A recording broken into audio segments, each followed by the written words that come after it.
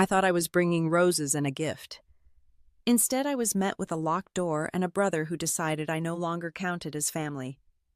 What happened behind that door would change everything. My name was Rachel Porter, 34 years old, and for as long as I could remember, I had lived on the edges of my own family. No matter how many awards I won, no matter how high I climbed in my career at home, I was still the forgotten daughter, the one whose chair at the table always seemed to be missing. I had learned to wear that role like a second skin. But on the night of my mother's 62nd birthday, all the old wounds returned sharper than ever. The heels of my shoes clicked against the marble floor as I stepped into the lobby of Bellini's, one of those Brooklyn restaurants that always seemed to glow under warm amber lights. I clutched a bouquet of white roses in one arm and a small velvet box tucked inside a silver bag in the other. After years of distance, after countless arguments and silences, I wanted tonight to be different. Maybe naively I believed it could be a new beginning. The hostess smiled politely when I approached her desk. I gave her my mother's name, Linda Porter. She nodded, scanning the list. My stomach tightened with anticipation. Just beyond a wooden door down the hall was a private room filled with people I had known my entire life. For a fleeting second, I let myself imagine stepping inside, handing my mother the roses and the bracelet I had chosen after weeks of searching, and maybe, just maybe, feeling like part of the family again. I barely had time to take a step toward the hallway before a tall figure moved into my path. My brother. Michael stood in a perfectly tailored charcoal suit, the kind of outfit that looked like it came with instructions on how to smirk properly. He crossed his arms, blocking the way. "You're not on the list," he said flatly. At first I thought I had misheard him. The hum of conversations and clinking glasses from inside the dining room buzzed in my ears, distorting the moment. I blinked at him. "What do you mean?" Amanda invited me. He tilted his head slightly, his eyes hard and unyielding. "This is a family gathering. You're not part of it." The words sliced through me with the precision of a blade. 34 years of clawing my way up in a city that devours the week of building a career that most people only dream about, and here was my brother reducing me to nothing with one sentence. His gaze told me I was not just unwelcome. I was irrelevant. I glanced past him. Through the partially open door, I saw the back of my mother's head at the end of the long table, her silver hair pinned neatly, her posture still delicate despite the years. She didn't know I was out here. She hadn't turned to look. For a second, I wanted to push past Michael to make her see me, roses in hand, gift ready.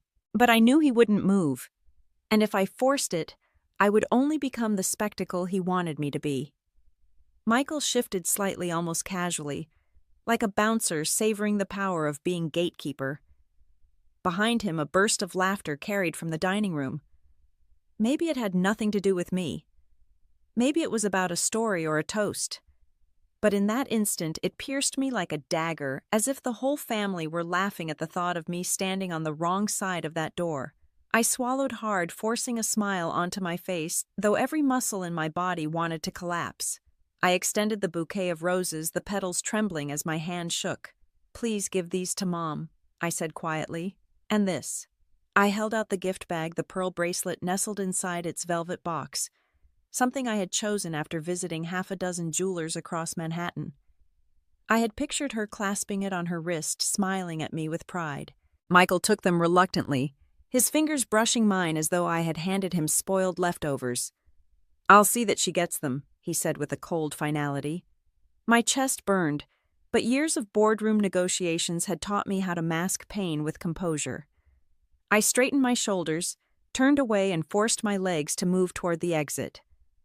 The marble floor echoed my steps, each click sounding like a gavel sealing my exclusion.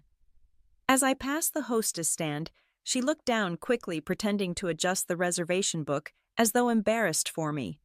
At nearby tables, I felt the eyes of strangers follow me, their curiosity like a spotlight.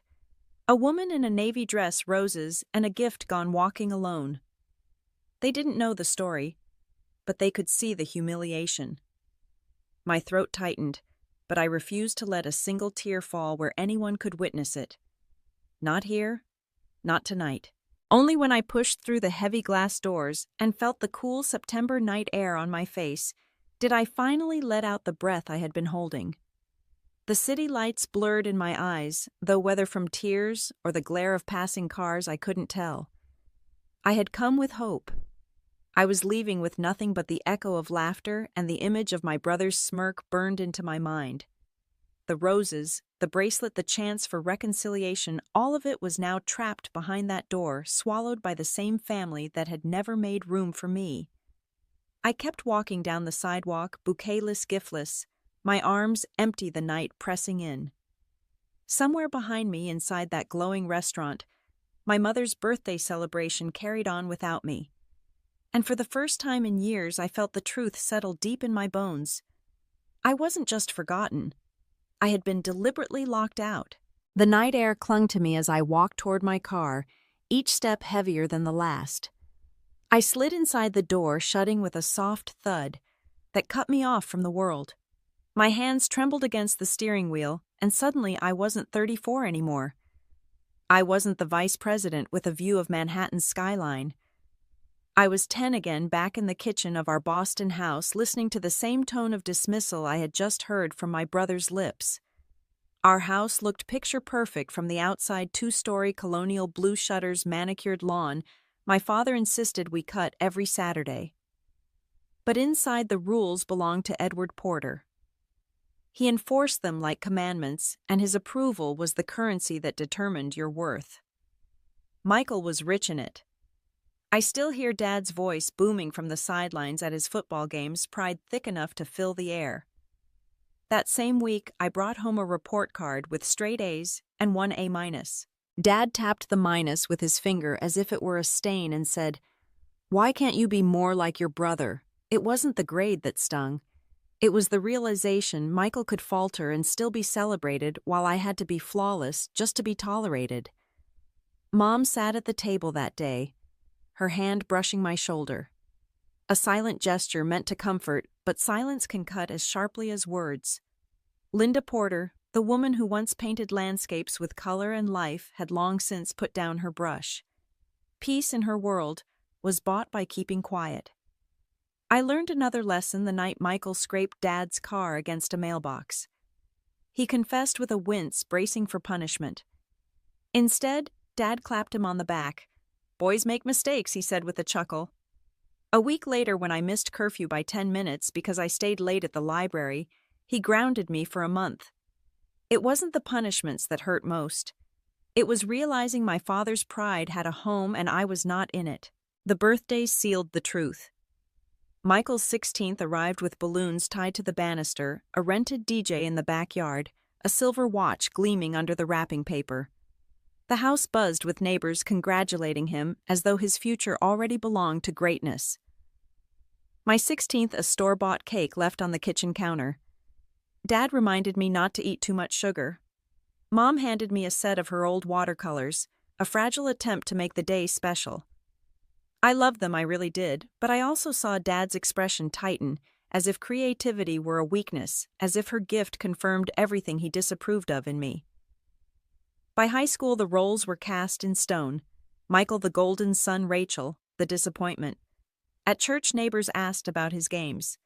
At dinner, Dad praised his wins. When I won a regional essay contest, he muttered that I was too opinionated and told me to set the table.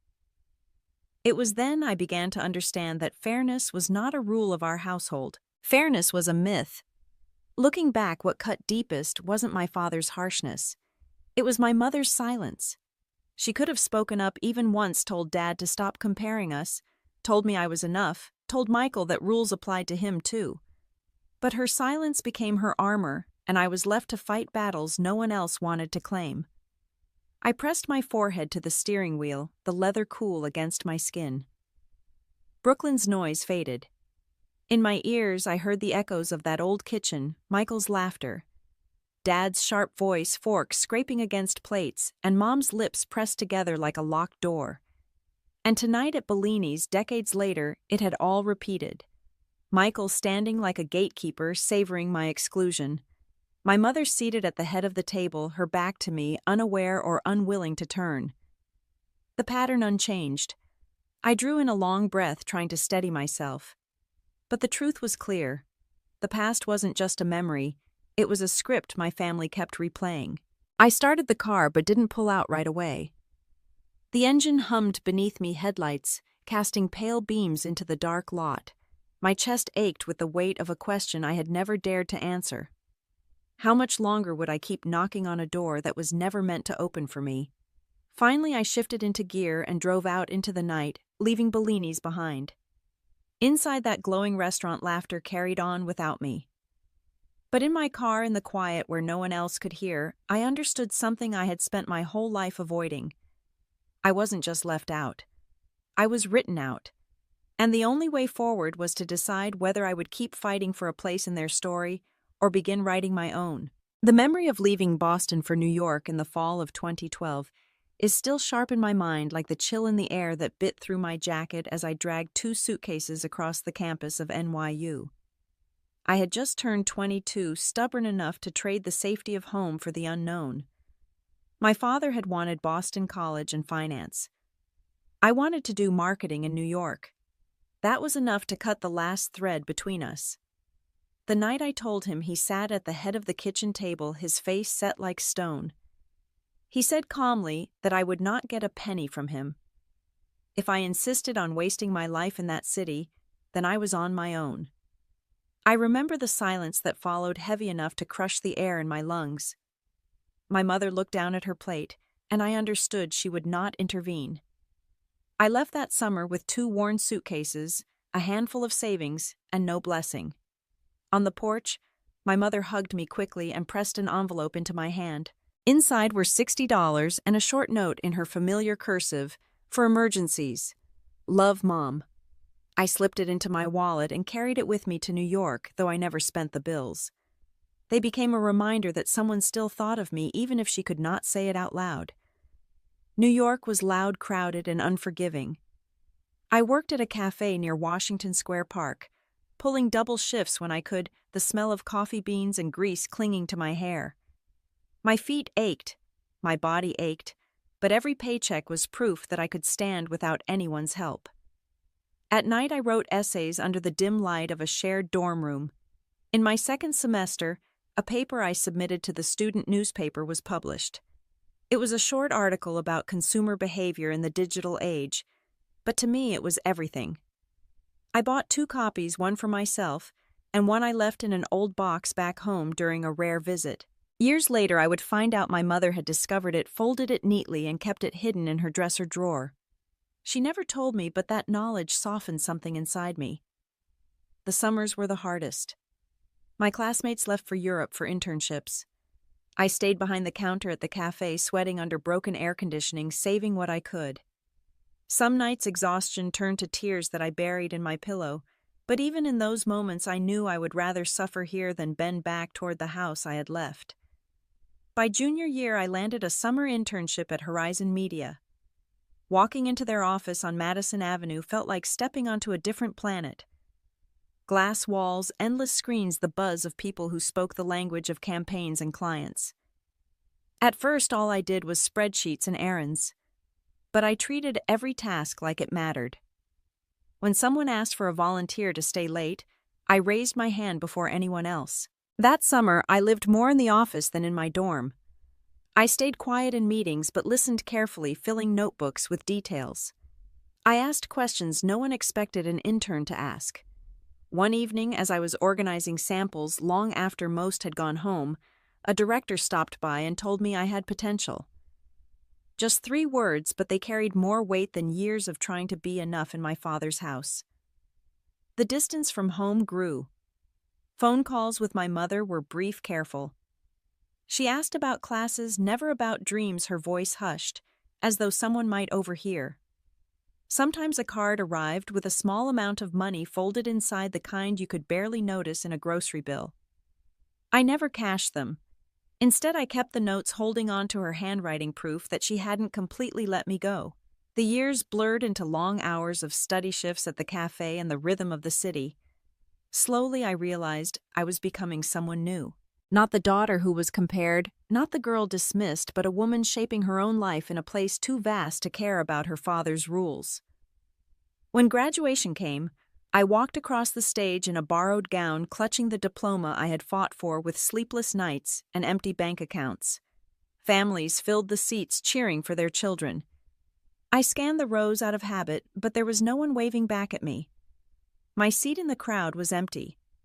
My father had refused to come, and my mother hadn't dared. The applause roared around me, but I carried only silence with me as I left the stage. The diploma in my hands was both a victory and a wound. I had proven that I could build a life on my own. But I had also proven that I no longer belonged to the life I had left behind. The years after graduation blurred into deadlines, client meetings, and offices that smelled of coffee and dry erase markers. By 28, I was the youngest account director Horizon Media had ever promoted. At 32, my name gleamed on a brass plate outside a corner office vice president of marketing. The Manhattan skyline stretched outside my window like proof that I had climbed higher than anyone expected me to. Every morning I put on the armor-tailored suits, steady voice, the kind of presence that made clients lean in before I even spoke. Every evening I walked into an apartment polished to perfection, glass walls, minimalist furniture shelves lined with books I hardly had time to read. It was everything I once dreamed of. And yet opening the door at night, silence always greeted me first. Dating became another battlefield. Men admired my ambition until it threatened them. Dinners ended with polite smiles, phones buzzing with sudden emergencies, or the all-too-familiar line, "I need someone who puts family first." Each time I bit back, the retort burning on my tongue. And what family ever put me first? Meanwhile, my friends' lives unfolded in a different rhythm. Engagement announcements, baby showers, first steps, first birthdays, my social media feeds were a carousel of milestones. Smiling couples under balloons, toddlers in tiny Halloween costumes, partners holding hands across candlelit dinners. I would scroll, double tap, even leave a cheerful comment. Then I'd close the app, shut off the phone, and return to campaign briefs glowing on my laptop screen.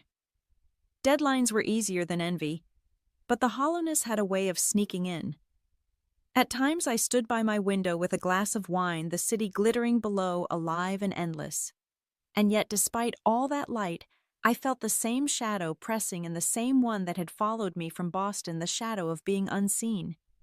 Sophia Reed, my closest friend since college, was the only one who could pierce that armor. One evening she arrived with lo mein and a bottle of red. We sprawled on my couch curtains, balanced on our knees, Manhattan glowing behind us. She watched me for a long moment, her gaze patient but unrelenting.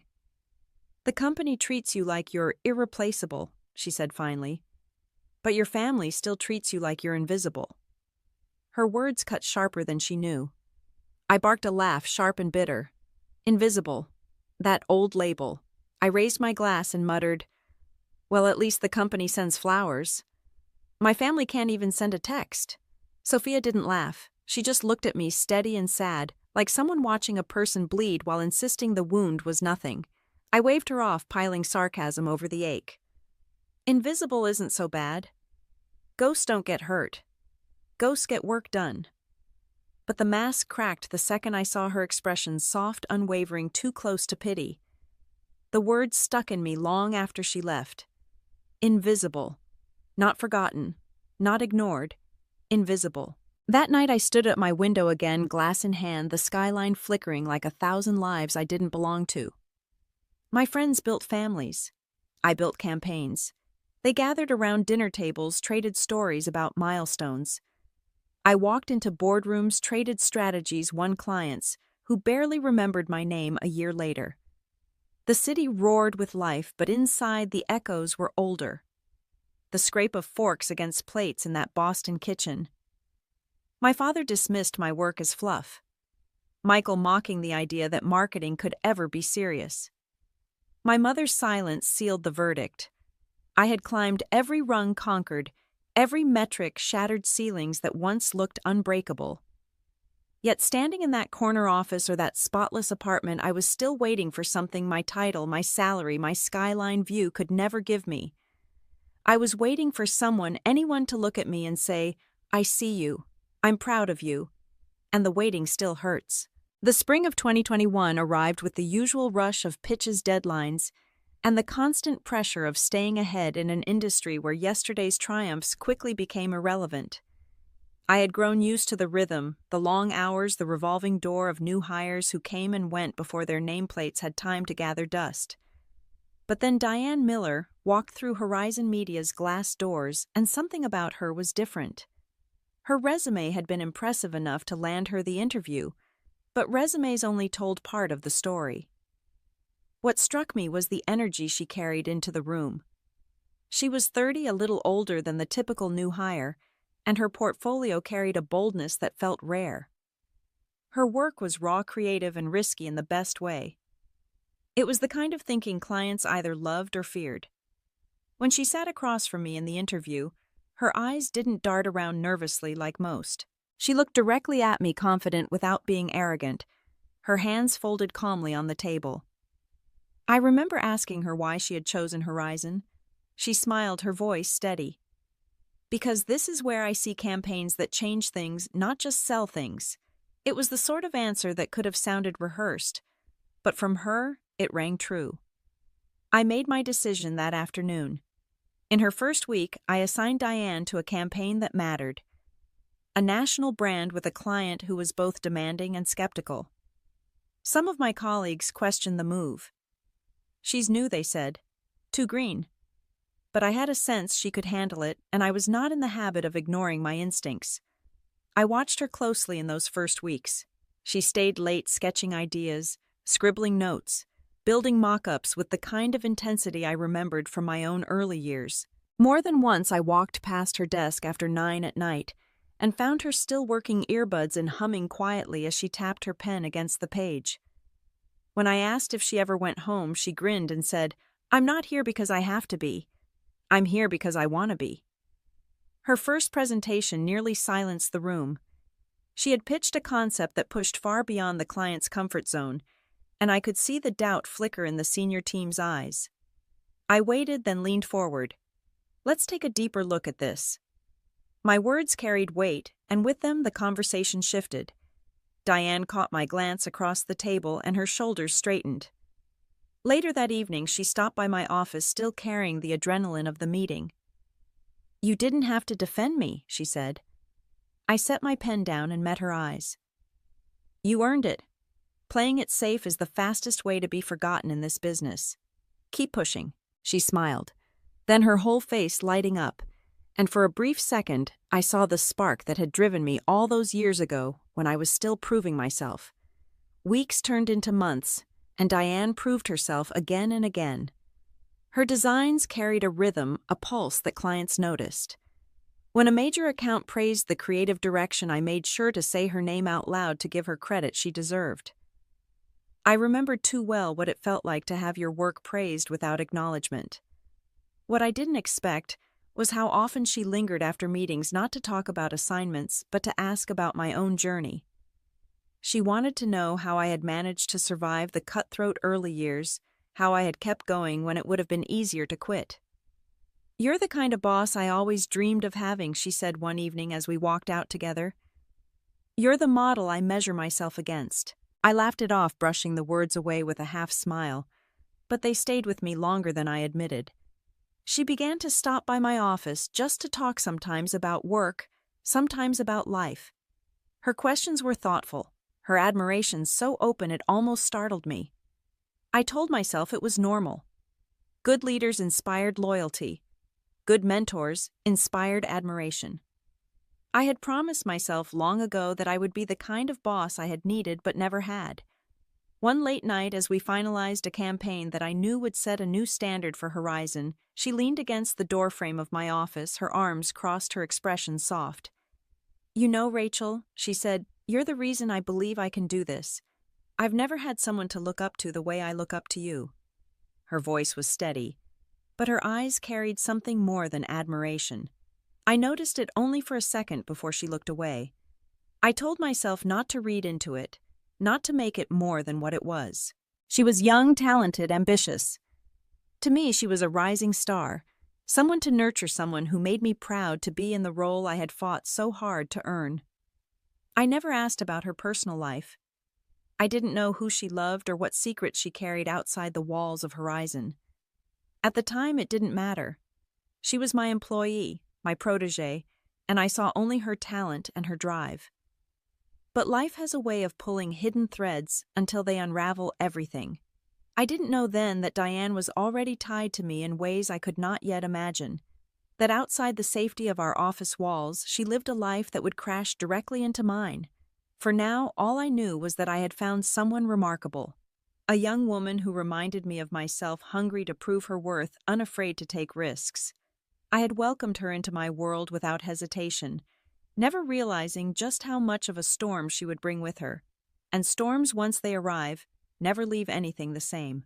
Inside the private room at Bellini's, the celebration carried on as if nothing had happened at the door. The chandeliers glowed warmly overhead, reflecting in the glasses, but to me the light seemed cold, almost harsh. Plates clattered, glasses chimed the rise and fall of chatter, blending with bursts of laughter. It was the kind of sound that should have meant joy, yet every note carried an edge. My mother sat at the head of the table, her posture graceful but distant. She smiled when servers placed steaming pasta before her, but her eyes looked elsewhere, fixed on some space no one else could see. Michael raised his glass, his voice slicing through the noise like a knife through silk. "Well, looks like Rachel thought she belonged here tonight." He let the pause linger, his smirk widening. But I reminded her, "This is family only."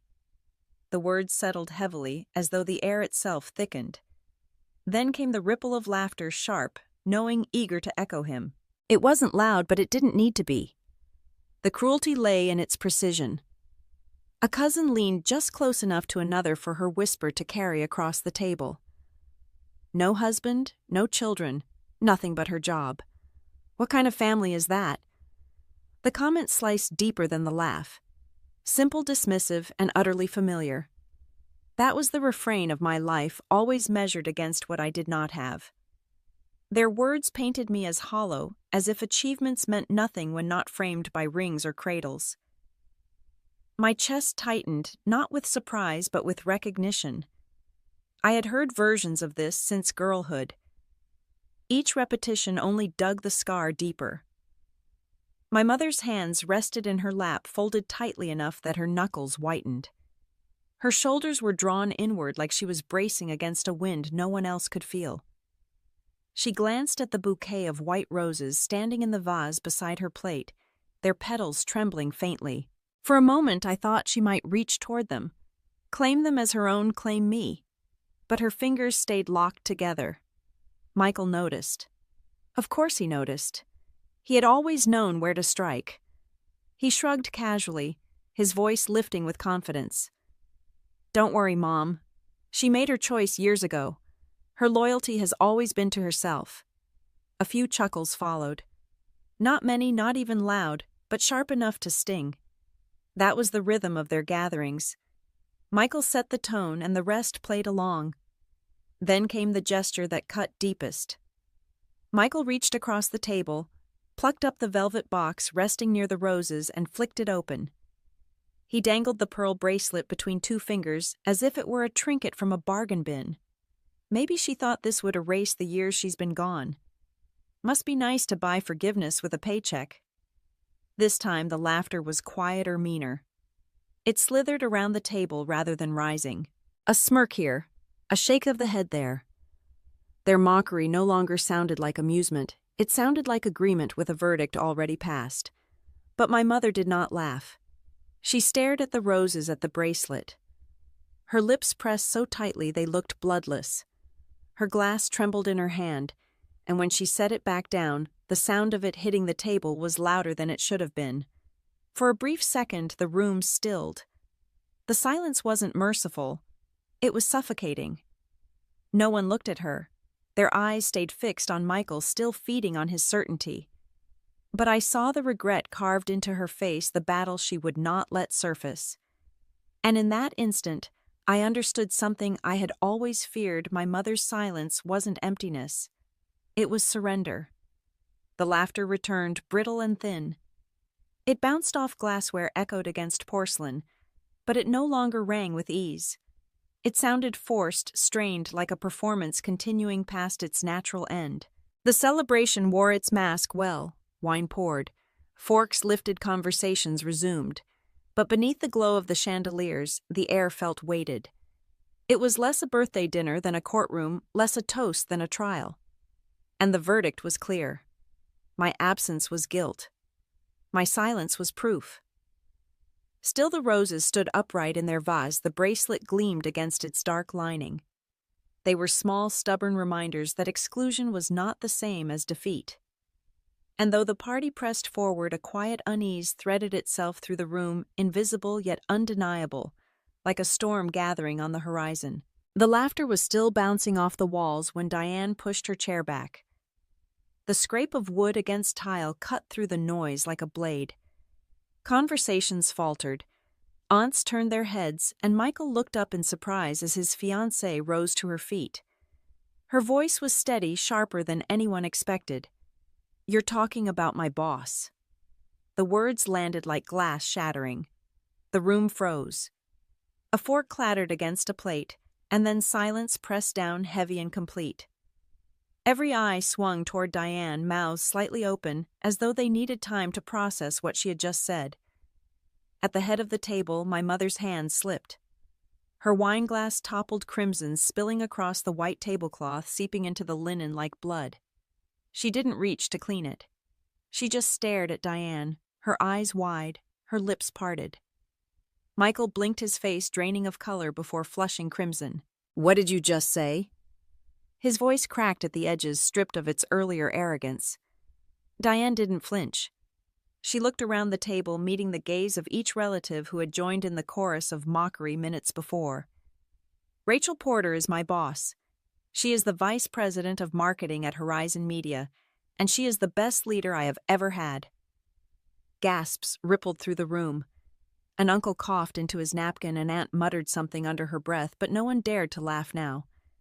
The chandeliers above seemed to burn brighter in the silence.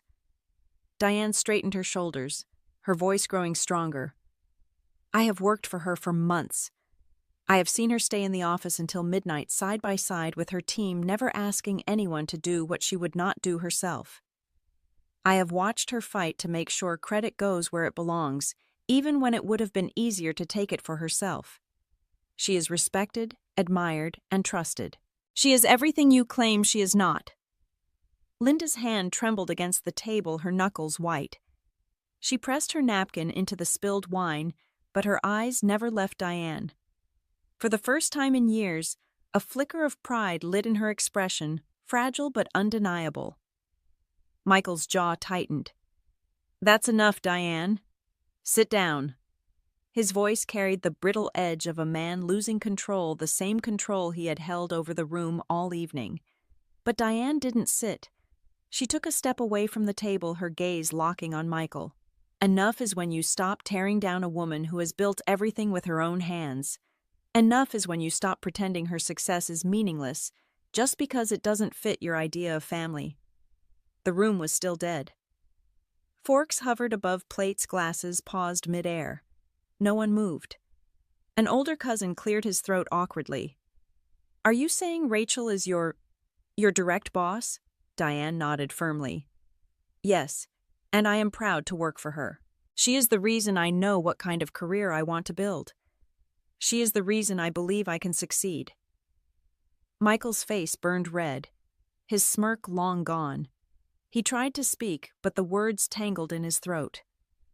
The velvet box on the table caught the light, the pearl bracelet gleaming against its dark lining. For the first time, no one mocked it.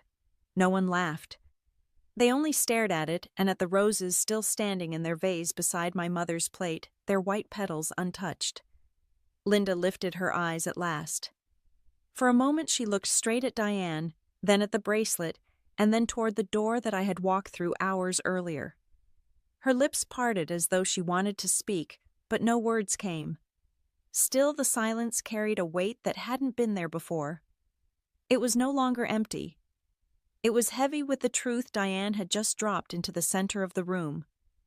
The relatives shifted uncomfortably in their seats, their earlier laughter turning sour in their throats. No one dared to echo Michael now. No one dared to sneer. Diane's voice softened, but it was no less firm. You wanted to humiliate her tonight, but I won't let you. You should know who she really is. The chandeliers flickered slightly as if the very air in the room had shifted. Michael sank slowly back into his chair, his face dark, his glass untouched. The party had changed. The balance had shifted. For the first time, the truth about me had been spoken aloud in that room, and they had no choice but to hear it. The next morning, I walked into Horizon Media with my usual armor on. A navy blazer, hair pulled back tight, eyes sharp. No one could guess the storm still churning inside me from the night before. I had buried it under my morning routine, under coffee and emails, under the rhythm of control. Or at least I thought I had. Just before noon, there was a knock on my office door. Diane stood there, her shoulders tense, her eyes rimmed with something that looked like guilt. She clutched a folder against her chest as if it could shield her. "Do you have a minute?" she asked softly. I motioned for her to come in, though my pulse quickened. She closed the door behind her, hesitated, then sat down across from me. For a long moment she didn't speak, just twisted the edge of the folder in her hands until the paper inside crumpled. "I'm sorry," she said finally. "I should have told you earlier." My stomach tightened. "Tell me what—" Her voice broke on the words. "I'm engaged to Michael." The air in the room seemed to vanish. I stared at her, waiting for the joke, the correction, something to soften the blow. But her eyes were wide and earnest, her hands shaking slightly as she placed the folder on my desk. "My brother," I whispered more to myself than to her. She nodded, shame coloring her cheeks. "Yes." I leaned back, trying to steady myself against the wave of shock crashing through me. My brother's fiancée, my employee. The woman who had stood up for me in front of my family was tethered to the very man who had humiliated me. "Rachel, I swear I didn't mean for it to happen this way. When I interviewed for this job, I had no idea you were his sister. He never mentioned you by name, not really. Not the way he should have." My throat tightened. "What do you mean?" Diane took a shaky breath. "He always referred to you as his little sister who never made anything of herself. He called you a failure more times than I can count. He said you worked in some low-level advertising job that you never came around because you couldn't handle family responsibility." I laughed bitterly, though it sounded more like a choke. "That sounds like him. But that's not what I found when I started here," she said quickly. "From the first week I saw who you really are. You lead with strength and fairness. You push people to do their best without tearing them down. You've built this career with grit and brilliance. You're the reason I believe I can do more than I thought I could." Her words should have felt like balm, but instead they scraped raw against old wounds. Michael had spent years shaping how others saw me, and now even his fiancée had been poisoned by his lies before she met me. I pressed my palms against the desk, grounding myself. "And yet you're going to marry him." She flinched. "That's what I'm questioning." Silence stretched between us. Outside my window, the city buzzed with its usual noise horns, blaring voices, rising life, moving forward as if nothing had shifted. But inside my office, everything felt precarious, as though one wrong word might send both of us over the edge. Diane's voice dropped to a whisper. "Last night changed something. I've never seen him look so cruel. I've never seen a family dismiss someone so coldly. And when you walked away, he smirked. He smirked, Rachel. Like it was a victory to shut you out." My chest burned.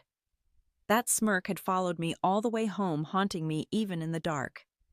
Diane clasped her hands together tightly. "I can't stop thinking about it. I can't stop wondering if this is the man I'm supposed to spend my life with." I studied her, the conflict carved into every line of her face. Part of me wanted to push her away, to tell her this wasn't my burden to carry. But another part recognized the fracture already splitting her engagement. Michael's lies were unraveling, and for the first time someone inside his world was beginning to see me clearly. "You have to make your own choices," I said. Finally. My voice steady, though my hands trembled. "But don't let him convince you that cruelty is strength." Her eyes filled, though no tears fell. "Thank you," she whispered. She stood slowly gathering her folder, but before she reached the door, she turned back. "For what it's worth last night, I was proud to defend you. And I won't forget the way the room went silent when the truth finally cut through." When she left, I sank back into my chair, my pulse still racing. The shock of her revelation pressed hard against me, heavier than I wanted to admit. Michael's fiancée. My employee. The tangled web had been pulled tight, and there was no escaping the storm it promised. I stared out at the skyline, the city unbothered by my turmoil, and realized the lies Michael had spun were finally cracking. The truth was beginning to seep through, and the consequences were only just beginning. 2 nights later, Sophia called, just as I was finishing a late meeting. Her voice carried the calm of a lawyer, but beneath it I heard something urgent. "We need to talk, Rachel. It's about your father." I shut my office door, leaning back against the desk. "What now?" She hesitated, choosing her words with care. "He's drafting a new will. One of my colleagues in Boston flagged it. Your brother is pushing hard to have you cut out completely." For a moment, the words didn't register. Cut out. I almost laughed because I had never asked for a cent from that house. I had built everything on my own, paid for every degree, every apartment, every meal. But the blow still landed. "Michael is framing it as preserving the family home," she continued. "He says it should stay intact with him as caretaker." Tradition. Tradition. I nearly spat the word. Michael never cared about tradition unless it served him. He didn't want to preserve the house on Walnut Street. He wanted to sell it, strip it bare, and pocket the profit. But the thought of that house tightened something in my chest. I hadn't lived there in over a decade yet. Every corner carried ghosts. The staircase where I used to sit at night listening to arguments that shook the walls. The kitchen table where my father tapped my report card like it was a ledger of failures. The narrow bedroom upstairs where I hid notebooks under the bed, the only place I let myself dream. "I never wanted the house," I whispered. "I just wanted to belong in it." Sophia's tone softened. "I know. But if Michael succeeds, it won't just be about property. He'll have control over the estate, over your mother, and you'll be erased from the record." I pressed my palms to my temples. Of course it wasn't enough for Michael to humiliate me at Bellini's. Now he wanted me deleted from the family story altogether. Why now? My voice came out low, uneven. "Because your mother's health is under review," Sophia said. "Your father wants everything locked down. And because your success unsettles Michael. He can't control it, so he's doubling down on what he can." Her words coiled tight inside me. Diane's confession, Michael's lies, his smirk when he blocked the door, all of it was part of the same pattern. He didn't just want me excluded. He wanted me invisible. Sophia didn't soften this time. "You need to be ready. If this becomes formal, I'll represent you. But you have to understand your brother is playing the long game." I stared out the window at the Manhattan skyline, lights winking against the night. Part of me wanted to laugh. Part of me wanted to hurl the nearest glass against the wall. I didn't care about their money. I didn't want their house. But the thought of my name being scrubbed away as if I had never existed cut deeper than anything else. "I'll think about it," I said finally, though my voice sounded far away. "Think fast," she warned. "This won't wait." After she hung up, I stayed in my office long past midnight. The files on my desk blurred deadlines meaningless. All I could see was the house in Boston with its blue shutters, the rooms still echoing with years of silence and dismissal. And in my mind, I saw Michael's hand erasing my name like chalk wiped from a board. It wasn't about the will. It was about being erased like I had never been there at all. 2 days later, my phone buzzed with a number I hadn't seen in weeks. I almost let it go to voicemail, but something in me said the answer. When I did, it was my mother's voice, softer than I remembered, carrying a tremor I had never heard. "Rachel, could we meet? Just the two of us." For a moment, I couldn't breathe. My instinct was to brace for disappointment, to assume it would be another half-hearted attempt at smoothing over what Michael had broken. But there was urgency in her tone that unsettled me. We agreed on a small cafe in Manhattan, one she remembered from visits long ago when she and my father would come into the city for shows. When I arrived, she was already there, sitting by the window, her hands wrapped tightly around a cup of tea that had long gone cold. Her hair, once the silver crown of every family portrait, seemed thinner under the morning light. She looked up as I approached, her eyes searching mine with something raw and unfamiliar. I sat down, setting my bag on the chair beside me, waiting for her to speak. For years, she had chosen silence. What could possibly be different now? She cleared her throat, her voice barely above a whisper. I've been quiet too long. That night at the party, when they shut you out, when Michael said those things, I couldn't stand it. I stiffened, unsure whether anger or relief would win out in me. Mom, you didn't say anything. You didn't stop him. Her eyes glistened. I wanted to. God knows I wanted to. But you know how your father is. You know how Michael thrives when he's in his shadow. Speaking up in that room would have lit a fire. I wasn't sure I could survive. I leaned back, biting down on the words that wanted to spill. She was right. I did know. But knowing didn't make the wound hurt less. Her hand trembled as she reached into her purse and pulled out a small bundle of folded papers yellowed at the edges from being handled too many times. She slid them across the table toward me. I frowned, unfolding them carefully.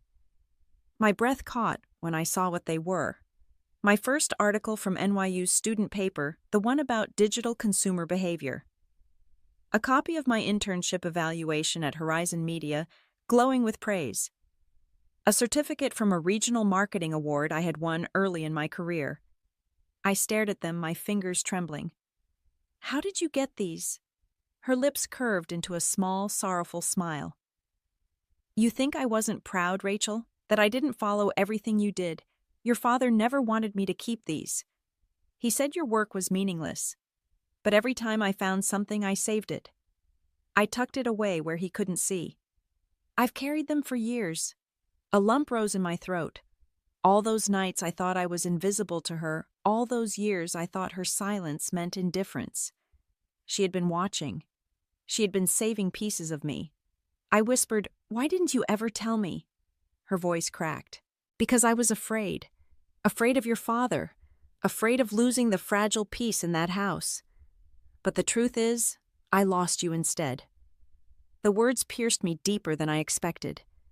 Tears stung my eyes before I could stop them. For decades I had told myself I didn't need her recognition, that I had survived without it. Yet hearing her admit it, hearing her say she had chosen silence over me, shattered something inside and mended it all at once. She reached across the table, her hand covering mine. Rachel, I can't undo the years I failed you, but I don't want to be silent anymore. Not when it comes to you. For the first time in as long as I could remember, I saw her not as the quiet woman who stood in the background of my father's shadow, but as a mother finally daring to step forward. I swallowed hard, my voice trembling. Mom, I needed this. I needed to know you saw me. Her grip tightened, her eyes, shining with tears she didn't wipe away. I've always seen you. I just never had the courage to say it. We sat there in the small cafe, the world moving around us, cups clinking, conversations buzzing. But for once it felt like time had stopped.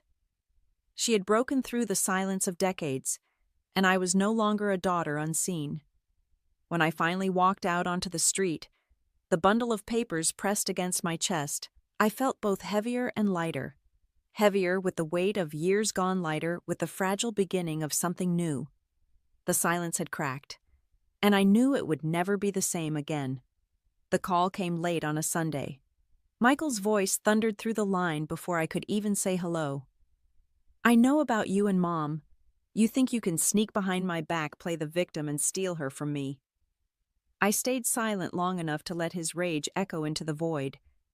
Then I said evenly, She's not yours to steal. She's our mother. His growl was sharp like glass splintering. Family meeting. Tomorrow night. Everyone will be there. You want to play this game? Let's play it in the open. The next evening I walked into my parents' living room, the same one I had avoided for years. The curtains were drawn tight, the air heavy with tension. A circle of faces filled the room. Aunts, uncles, cousins, shifting in their seats. Some curious, some uncomfortable. At the center stood Michael, jaw-clenched, arms folded, his fiancée seated behind him with her lips pressed tight. My father sat in his armchair, unmoving, a silent judge, presiding over his chosen heir. My mother sat near the corner, hands folded in her lap, her face pale but resolute. She didn't look at me right away, but I saw her fingers tremble against the fabric of her skirt. Michael began without ceremony. "She's been poisoning Mom against me. Pretending she cares after all these years just to grab sympathy. That's what Rachel does. She pretends. She puts on a show at work, then comes here and tries to rewrite history." I clenched my hands together to keep from shaking. "That's not true. I didn't ask Mom to meet me. She asked me." Michael sneered. "And of course you ran to her, clutching your little stories, your pity papers, trying to make her believe you've done something with your life." Diane's chair scraped against the floor as she stood suddenly. "Enough, Michael." His head whipped toward her. "Sit down." Her chin lifted. "No, I've listened to you twist the truth long enough. You keep acting like being the son makes you right, like your word is the only one that counts. But I've seen Rachel in action. She's not pretending. She's everything you said she wasn't." The room erupted with whispers, relatives glancing between them, the air electric with shock. Michael's face darkened, but Diane didn't waver. "You mock her for building a career, but you don't see the respect she's earned. She works harder than anyone I've ever known. She lifts people up instead of tearing them down. If anyone here is pretending, it's you." My chest tightened at her words, at the courage it must have taken to speak them in front of my father. One of my cousins cleared his throat awkwardly. "I've worked in finance for years. I've read about Horizon Media. They're not small. Rachel's name is out there. You can't call that nothing." An aunt added quietly. "She was always the smart one. Maybe we didn't want to admit it, but she was." The tide shifted, voices, murmuring, some supportive, others uncertain. For the first time in years, cracks appeared in Michael's unshakable wall of control. He turned on me, then eyes blazing. "Look what you've done. You pit them against me." I forced myself to meet his glare. "I didn't do anything. I just lived my life. You're the one who couldn't stand it." My father's voice cut through the noise, low and firm. "Enough." He looked at me with cold detachment, his gaze heavy with judgment. "This family does not air its dirty laundry. Michael has carried its name. He will continue to do so." The silence that followed was suffocating. His words were final, an old gavel striking down, dismissing everything I had accomplished. But then softly another voice rose. It was my mother. "No, Edward. Not this time." The entire room stilled. She lifted her head, her hands no longer trembling. "For years I stayed quiet. For years I let you decide what mattered. But I will not let you erase our daughter again." Gasps echoed my relatives, shifting uncomfortably, eyes darting between my mother and father. Michael's face flushed crimson, his mouth opening and closing like he'd lost the script. The living room had never felt smaller, the walls pressing in with the weight of secrets finally breaking loose. My family was splitting right before me, the loyalties shifting, the old order crumbling. And for once, Michael's smirk was gone. 6 months later, I opened the door to my Manhattan apartment, the hum of the city drifting in from the street below, and welcomed the first of my guests. The evening was quiet compared to the chaos of family gatherings past, but it carried a warmth I hadn't felt in years. That night was not about duty or appearances. That night was about celebration. Horizon Media had just promoted me to senior vice president, and for the first time in my life, the achievement felt shared. The living room glowed with soft light, the shelves lined with flowers sent from colleagues and friends.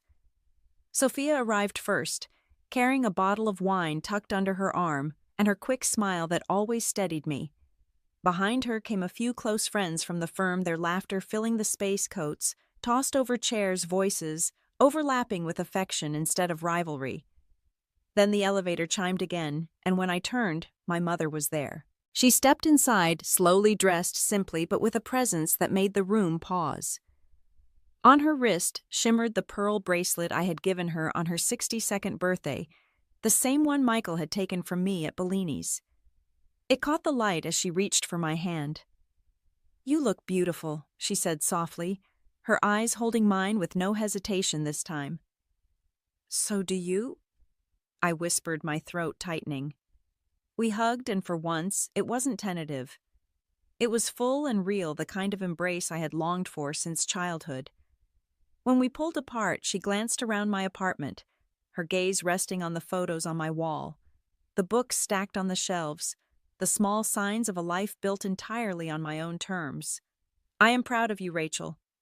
The words were quiet but clear, and they landed in me like sunlight breaking through clouds. Later, Diane arrived, not with Michael at her side, but alone. She had ended the engagement weeks after that disastrous family meeting, and though the decision had left her shaken, she had chosen to stay at Horizon. In time, she had become more than an employee. She had become an ally, a sister I hadn't expected. She smiled as she joined the group, handing me a card with neat handwriting inside. "Thank you for showing me what strength really looks like." I hugged her, realizing that sometimes family was not chosen by blood, but by truth. The night moved easily. Glasses clinked, stories spilled, laughter rose without malice. Sophia toasted to my promotion, her voice steady and proud, and the room filled with applause that didn't sting or suffocate. My mother clapped too, her bracelet flashing under the lamplight, a symbol that what was once rejected was now honored. I looked around at the circle of people gathered in my apartment, and I felt something I had never felt in my father's house: belonging. It was fragile and imperfect, but it was real. The scars of the past hadn't disappeared, and maybe they never would, but they no longer defined me. As the evening wound down, I stepped out onto the balcony for a moment of quiet. The city stretched out beneath me, endless and alive. I thought of Michael, of the house in Boston, of the years I had fought to be seen. And I thought of the faces inside my apartment, the ones who had chosen to see me without condition. My voice broke into the night, not loud but certain. Worth did not come from the acceptance of those who refused to recognize us. It came from the ones who truly saw us. I breathed in the cool air, letting the truth settle deep. For the first time, the door I had been knocking on all my life no longer mattered. I had built my own, and it was wide open. If you have ever been left out or silenced by the very people who were supposed to stand by you, I want you to remember this. Their rejection does not define you. Your value is not measured by the ones who turn their backs, but by the life you build and the people who choose to walk beside you. Family is not always the house we were born into. Sometimes it is the circle we gather later, the friends, the allies, the quiet souls who see our strength when others refuse to. Have you ever faced that kind of rejection in your own family? How did you find the strength to move forward? Share your story in the comments. Someone out there may need to hear your words tonight. If this story touched you, please like and subscribe for more true stories of resilience and redemption. And always remember, the people who truly see your worth are often not the ones you expected, but the ones who stand with you without conditions. Thank you for listening, and may you find the courage to keep writing your own story.